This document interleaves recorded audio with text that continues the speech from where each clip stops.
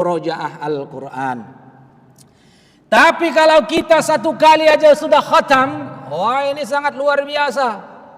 Jadi Bapak Ibu yang dimuliakan Allah Subhanahu wa taala, Imam Malik itu gurunya Imam Syafi'i. Jadi Imam Malik itu Bapak Ibu di luar Ramadan kajiannya itu berfokus membahas hadis-hadis Nabi dalam kitab Muwatta yang dikarangnya. Tapi ketika memasuki bulan Ramadan itu pengajian hadis kitab Muwatta ditutupnya. Lantas dia berfokus kepada aspek lainnya. Apa dia yang difokuskan olehnya? Yang difokuskan olehnya adalah dia mengkhatamkan Al-Quran. Dalam beberapa riwayat dikatakan Imam Malik itu Bapak Ibu yang dimuliakan Allah Subhanahu wa taala menghatamkan 3 hari sekali. 3 hari sekali khatam. Berarti dalam sebulan 10 kali khatam. Tapi muridnya lebih hebat lagi Bapak Ibu. Siapa? Muhammad Idris Asy-Syafi'i, Imam Syafi'i. Itu lebih hebat lagi. Bapak Ibu, Syekh Abu Bakar bin Ali Al-Haddad itu pernah berkata begini, aku mendapat cerita langsung dari Rabi' bin Sulaiman tentang Imam Syafi'i bahwa beliau itu mengkhatamkan Al-Quran dalam bulan Ramadan di luar sholat sittina marrah. Berapa kali itu? 60 kali. Berapa kali Bu? 60 kali dia khatam Quran di bulan Ramadan, Imam Syafi'i. Loh, tapi tadi Nabi mengatakan nggak boleh kurang dari 3 hari sekali khatam. Kenapa Imam Syafi'i itu sehari sampai 2 kali khatam? Beda makomnya beliau dengan kita Bapak Ibu. Beda makomnya. Kenapa? Karena Imam Syafi'i isi Al-Quran udah di kepalanya. Tafsirnya itu udah di kepalanya. Bahkan hadis-hadis Nabi itu udah di kepalanya. Udah di dalam kepalanya. Kalau kita di luar kepala semua. Kenapa di luar kepala? Bisa jadi apa yang saya sampaikan 5 menit lalu udah lupa kita. Bu, Nabi berapa kali khatam Quran? Oh kan? Tengok tuh. Udah lupa. Berapa kali? 1 kali tahun kedua sampai tahun ke-9 Hijriah. Tahun yang ke-10 berapa kali? 2 kali. Nah, Ibu mau pilih 1 apa pilih 2? Boleh 2. Alhamdulillah. Ibu-ibu ini biasa semangat Pak. Bapak-bapak mau pilih 1 apa 2 Pak? Nah, bapak-bapak biasanya ikut ibu-ibu aja. Tapi Bapak Ibu yang dimuliakan Allah Subhanahu wa taala, ini menjadi semangat motivasi kita Bapak Ibu yang dimuliakan Allah Subhanahu wa taala. Bapak Ibu, hadirin wal hadirat yang dimuliakan Allah Subhanahu wa taala. Sayyidina Utsman bin Affan itu lebih mantap lagi Pak. Jadi dikala orang sibuk, dikala orang hari ini sibuk, apalagi udah mau raya nanti kan, itu kan sibuk. Sibuknya itu udah terbelah. Fokus kesibukannya terbelah, hendak lagi fokus ibadah. Tapi Sayyidina Utsman itu dari mulai awal Ramadan sampai akhir Ramadan, itu dia khatamkan bacaan Al-Qur'annya Bapak Ibu dalam sholat malamnya. Wah, berarti dia khatamkan bacaan Quran dalam sholat malamnya. 1 kali khatam. Dari mulai Isya sampai menjelang subuh. Itu Sayyidina Utsman bin Affan. Terkejar enggak itu dalam waktu yang singkat seperti itu? Ya terkejar. Dengan catatan bacaannya itu enggak at-tahqiq. At-tahqiq itu kan lambat bacaannya. Jadi bacaan yang mana? Bacaan yang Al-Hadr. Al-Hadr itu bagaimana? Biasanya Al-Hadr itu kalau masjid-masjid yang tarawihnya 23 rakaat, bacaannya Al-Hadr lah itu. Tapi jangan ditiru yang sering kita tengok di YouTube, yang 23 rakaat siapnya cuma 7 menit. Itu tidak bisa ditiru dan tidak boleh ditiru. Kenapa? Enggak ada gunah-gunahnya, enggak ada ibtida waqafnya, enggak jelas hukum-hukum tajwidnya itu. Bismillahirrahmanirrahim. Alhamdulillahirrahmanirrahim. Amin. Apa kayak gitu baca seperti itu? Ini enggak jelas tuh Bapak Ibu yang dimuliakan Allah. Maka bacalah dengan adil, sesuai dengan bacaan-bacaan yang sepatutnya dia baca. Nah, itu Bapak Ibu yang dimuliakan Allah Subhanahu wa taala. Udah. Sahabat-sahabat yang lainnya pun begitu Bapak Ibu. Jadi sahabat-sahabat Nabi itu memang luar biasa Bapak Ibu yang dimuliakan Allah. Contohnya siapa lagi? Contohnya Sufyan Ats-Tsauri. Sufyan Ats-Tsauri itu meninggalkan segala macam aktivitas ketika di bulan Ramadan. Lantas dalam satu riwayat dikatakan beliau itu mengkhatamkan Al-Quran setiap 3 hari pada bulan Ramadan. Setiap 3 hari itu di bulan Ramadan. Ketika Ramadan dia khatamkan sebanyak 17 kali. 17. Jadi di luar Ramadan dia khatamkan 3 kali dalam sebulan. Di dalam Ramadan dia khatamkan 17 kali. Nah, ini artinya apa? Kita mesti berlomba-lomba Bapak Ibu yang dimuliakan Allah. Betapa semangat para sahabat zaman dulu, ya, para sahabat Nabi salafus saleh, para ulama itu dalam berlomba-lomba mengkhatamkan Quran. Ingat, mengkhatamkan Quran, bukan mengkaji Quran, tapi mengkhatam Bapak Ibu yang dimuliakan Allah. Kenapa? Karena memang Ramadan ini syahrul Quran, bulannya Al-Quran, di mana Al-Quran itu diturunkan. Jadi Bapak Ibu yang dimuliakan Allah Subhanahu wa taala. Nah, terkait dengan Quran ini contoh lainnya Anas bin Malik. Anas bin Malik itu kan lama hidup bersama dengan Rasulullah sallallahu alaihi wasallam. Jadi dalam satu riwayat dikatakan fa'ajma'u ahluhu, dia kumpulkan sanak famili keluarganya, terkhusus istri dan anak-anaknya Pak. Malam ini, sepertiga malam. Dia kumpulkan istri dan anak-anaknya, ngapain? Mereka khatamkan Quran bersama-sama malam. Kalau kita kan siap tarawih biasa khatam Quran, betul Bu ya? Jadi Ibu, kalau di masjid dibaca, di rumah pun baca juga. Jadi bisa khatam 2 kali dalam sebulan. Pun barangkali beredar di dunia maya hari ini strategi agar bisa khatam sekali, 2 kali, 3 kali, 4 kali. Dicicil. Subuh itu 2 baris, bukan 2 baris. Subuh itu 2 lembar. Asar, zuhur 2 lembar, asar 2 lembar, maghrib 2 lembar, isya 2 lembar. Jadi paslah khatam 1 kali dalam sebulan. Kalau mau 2 kali, subuh 4 lembar, bukan 4 lembar, 4 lembar. 4 lembar kan itu 8 halaman Bu ya. Zuhurnya 4 lembar, asarnya 4 lembar, maghrib isya 4 lembar. Berarti dalam sebulan khatam 2 kali. Nah, kalau mau lebih daripada yang saya katakan tadi, baca lebih daripada itu. Mudah-mudahan kita mampu dan bisa meneladani bagaimana para sahabat, para tabi'in, tabi'ut tabi'in dan para ulama salafus saleh. Insyaallah mereka dan kita semua insyaallah akan dikumpulkan nanti di surganya. Amin ya rabbal alamin. Bapak Ibu hadirin wal hadirat yang dimuliakan Allah Subhanahu wa taala. Selanjutnya, apa yang mesti dan bisa kita teladani dari para sahabat, dari generasi tabi'in? Yang bisa kita teladani di samping tadi mereka semangat dalam tilawatil Quran adalah mereka itu luar biasa dermawannya Bapak Ibu. Dermawannya itu luar biasa sekali.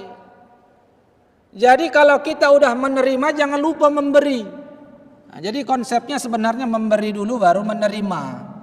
Jadi jangan kita banyak menunggu ketimbang kita berbuat. Berbuat dulu baru kita menerima. Begitulah kira-kira kalau kita pahami intisari dari ayat Quran. Man jaa'a bil hasanati falahu asyru amsalha wa man jaa'a bis sayyi'ati fala yujza illa mislaha wa hum la yuzlamun. Siapa yang berbuat kebaikan, maka kebaikan itu akan Allah lipat gandakan menjadi 10 kali lipat, Bu.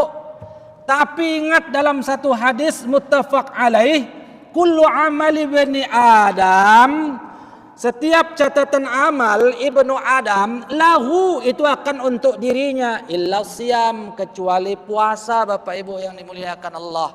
Puasa itu wa anali, puasa itu as-saumu li wa ana ajzi bihi, kata Allah Subhanahu wa taala dalam hadis qudsi.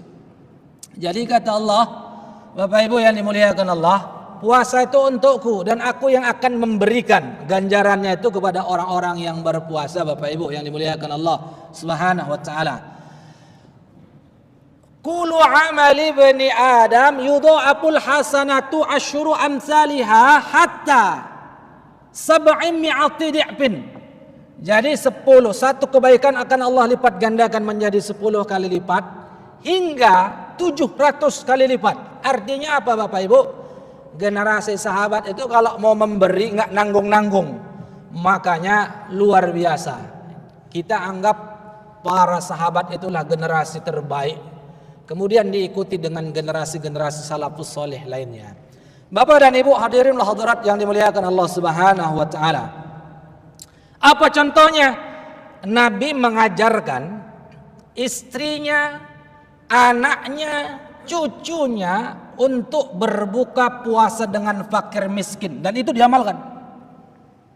Jadi kalau ada fakir miskin di sekitar masjid nih, ajak buka di masjid supaya mereka terbiasa di masjid, hati mereka dekat dengan masjid dan tumbuh rasa cinta sesama umat Nabi Muhammad sallallahu alaihi wasallam. Bagus, itu program yang bagus, dan itu dulu masa Nabi dilakukan oleh anak cucu Nabi dan seluruh kerabat dekat dan keluarga Nabi Muhammad sallallahu alaihi wasallam. Bahkan Bapak Ibu yang dimuliakan Allah, Sayyidina Umar ibn al-Khattab itu kan dulu ketika menjadi khalifah, dia selalu itu jalan-jalan berkeliling. Berjalan berkeliling rumah, maka satu ketika dia lihat ada orang tua yang memasak batu. Karena nggak ada lagi yang mau dan bisa dimasak, batu dimasak, kelentang untuk mengelabui anaknya. Anaknya udah kelaparan ini. Wahai mama, aku udah lapar sekali. Apa kata Sayyidina? Apa kata ibunya? Sabar nak, ini mama lagi masak. Padahal yang dimasak tuh batu Bapak Ibu. Artinya apa? Dalam tanda petik memang ibunya itu memberikan PHP sama anaknya. Apa itu PHP Bu? Apa PHP Bu? Ini nampak nih, ibu-ibu ini zaman generasi Y, generasi tua. Biasa kalau anak-anak muda tahu tuh PHP. Generasi Z itu tahu, apalagi generasi milenial. Bang Akmal, PHP itu apa Bang? Wah, ini berarti generasi milenial nih Bang Akmal nih. Pemberi harapan palsu. Jadi Bapak Ibu, ini orang tua memberikan harapan palsu kepada anaknya dengan catatan memang nggak ada lagi yang mau dimasak. Diketahui oleh Sayyidina Umar bahwa memang itu keluarga susah betul. Jadi Sayyidina Umar sebagai pemimpin ketika itu pergilah dia ke Baitul Mal. Sampai di Baitul Mal dia ambil beberapa goni gandum, dia pikul sendiri Bapak Ibu yang dimuliakan Allah Subhanahu wa taala. Begitu luar biasa dan hebatnya Sayyidina Umar. Dia pikul sendiri gandum Pak. Lantas dia serahkan kepada ibu orang tua yang memang nggak ada lagi makanan yang hendak dia masak untuk makan anak. Ada nggak di negeri kita ini pemimpin yang dia mau datangi masyarakatnya dia pikul sendiri gandumnya tuh Bu? Mana ada zaman sekarang ya Bu ya. Kalaupun ada, alhamdulillah, mudah-mudahan Allah turunkan, Allah tanamkan, bukan tanamkan, Allah berikan, kirimkan untuk kita pemimpin yang adil dan amanah. Amin ya rabbal alamin. Ibu senang nggak kira-kira kalau ada pemimpin tiba-tiba datang ke rumah ibu bawa goni 1, 2, 3 goni, bawa beras? Senang Bu ya? Ini barangkali senang nih. Maka Bapak Ibu yang dimuliakan Allah Subhanahu, kita doakan saja mudah-mudahan ada Allah tanam, Allah lahirkan, Allah kirimkan pemimpin seperti itu. Bapak Ibu hadirin wal hadirat yang dimuliakan Allah Subhanahu wa taala. Sudah. Yang kedua, terkait dengan puasa Ramadan. Ini cerita sahabat Nabi. Bu, Aisyah radhiyallahu anha itu sahabat atau bukan? Bu, Aisyah itu sahabat atau bukan? Dalam konteks terjemahan dalam yang dibuat oleh para muhaddisin, Aisyah itu sahabat Nabi meskipun itu istri Nabi. Sahabat Nabi itu Bapak Ibu syaratnya 3. man laqiya ilan nabi, siapa yang bertemu dengan nabi. Yang kedua, wa amana billah, kemudian mereka beriman kepada Allah dan mati dalam keadaan Islam, maka itu disebut dengan sahabat nabi. Jadi pertanyaannya, Aisyah itu bisa disebut dengan sahabat nabi atau tidak? Bisa. Kenapa? Bertemu dengan nabi, istri nabi. Yang kedua, beriman kepada Allah. Yang ketiga, wafat dalam keadaan Islam.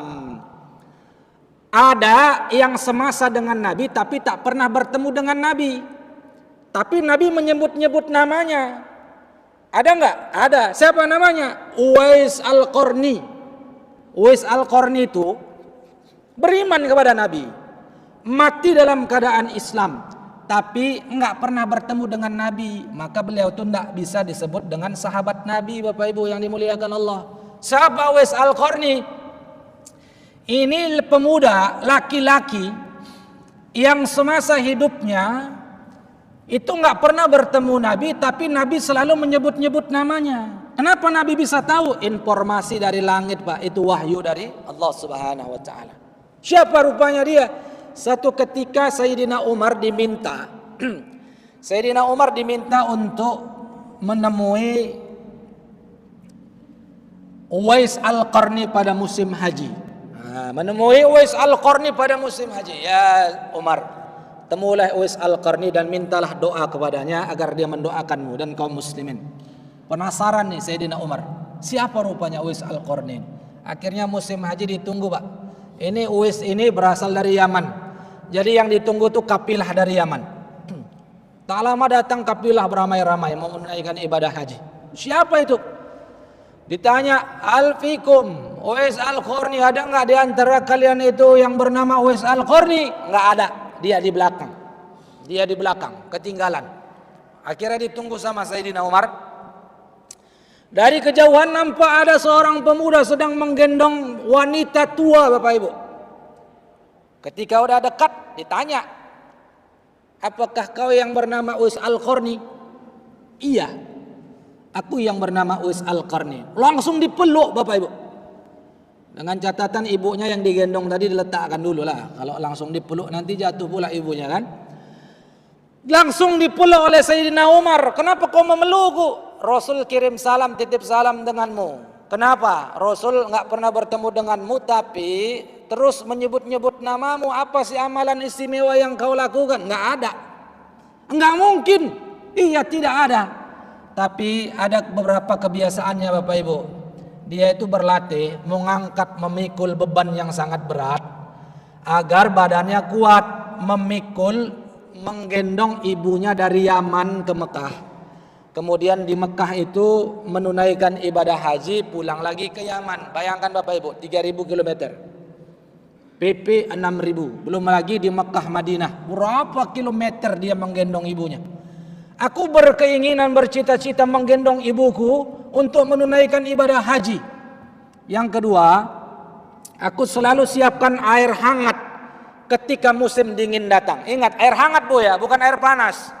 Untuk apa? Untuk memandikan ibuku. Ya kalau mandi pakai air panas melepuh lah kulit ibunya, ya kan? Nah, jadi ia gunakan air hangat ketika musim dingin datang dan ia pergunakan untuk memandikan ibunya, Bapak Ibu.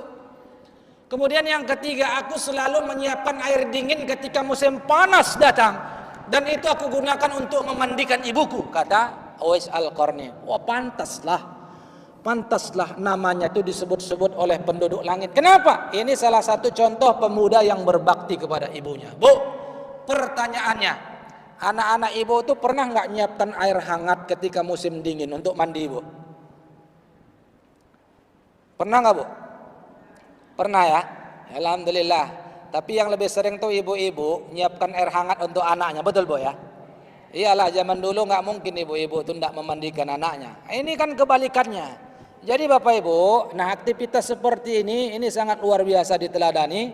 Ini sangat luar biasa dalam kehidupan kita. Nah, Sayyidatuna Aisyah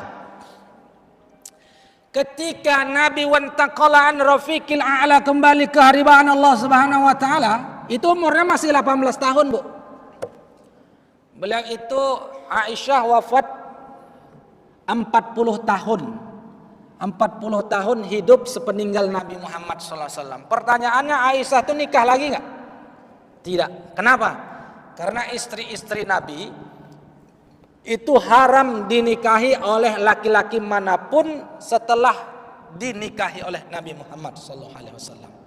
Nah itu, makanya Aisyah itu hidup 40 tahun sepeninggal Nabi. Dan kerjanya ngapain?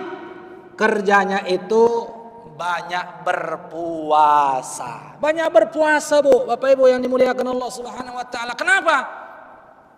Ini salah satu teladan dari istri Nabi bahwa ternyata memang puasa itu bisa menekan hawa nafsu. Man istata'al ba'ah falyatazawwaj fa innahu aghaddu lil basar wa ahsanu lil faraj.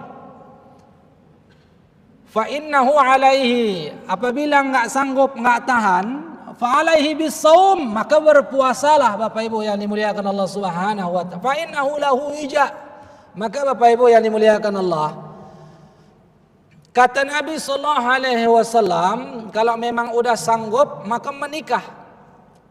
Karena menikah itu bisa menjaga pandangan, bisa menjaga kemaluan. Ini khusus untuk yang lajang dan gadis. Kalau ada yang lajang dan gadis di sini, tapi kalau udah ada yang menikah, mau nikah lagi, jangan tahu orang lain. Nanti ibu-ibu tuh marah. Ibu-ibu nih jangan digara-garai, karena biasanya ibu-ibu tuh garis keras. Merepet nanti kalau cerita nikah lagi. Nauzubillah.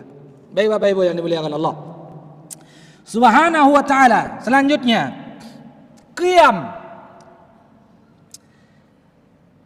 Para sahabat itu kalau qiyam luar biasa Bapak Ibu yang dimuliakan Allah. Qiyamnya luar biasanya di mana? Ini contoh.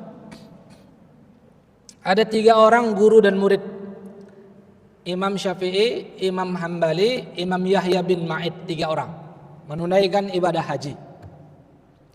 Mereka tidur dalam satu kamar bertiga. Kalau malam bukan istirahat, bukan tidur, tapi masing-masing menyibukkan diri beribadah Bapak Ibu yang dimuliakan Allah. Imam Syafi'i memperhatikan Imam Ahmad bin Hambal kalau malam tegak ruku sujud aja kerjanya. Ngapain? Rupanya dia sholat malam, Bu. Nggak berhenti-berhenti mulai dari Isya sampai menjelang fajar subuh. Yang kedua Imam Yahya bin Ma'in, telentang kanan, telentang kiri sambil memegang pena, dilihatnya. Esok paginya ditanya oleh Imam Syafi'i, ya Imam Hambali, apa yang kau lakukan tadi malam? Tegak rukuk sujud. Oh, aku menghatamkan Quran dalam bacaan sholatku setiap malam. Ya. Imam Yahya, apa yang kau lakukan? Oh, aku sedang menyeleksi hadis. Hadis sahih, hadis hasan, hadis dhaif secara kualitas. Dan itu aku bukukan. Itu kerjanya kalau malam. Jadi 2 murid ini heran. Wahai guru, apakah kau tadi malam tidak tidur, tidak istirahat? Tidak. Apa yang kau lakukan? Yang pertama, aku perhatikan kalian. Yang kedua, tadi malam aku mengistimbat hukum hingga selesailah 1 bab tulisanku dalam kitab Al-Um. Begitu Bapak Ibu yang dimuliakan Allah Subhanahu wa taala. Ini menunjukkan bahwa dulu para sahabat ya beribadah itu sangat luar biasa kali. Maka ini patutlah kita contoh. Bapak Ibu hadirin hadirat yang dimuliakan Allah Subhanahu wa taala. Nabi itu salat malamnya berapa rakaat, Bu? Ada yang tahu? Nabi itu salat malamnya 11 rakaat. Terkadang 13 rakaat Bapak Ibu yang dimuliakan Allah Subhanahu wa taala.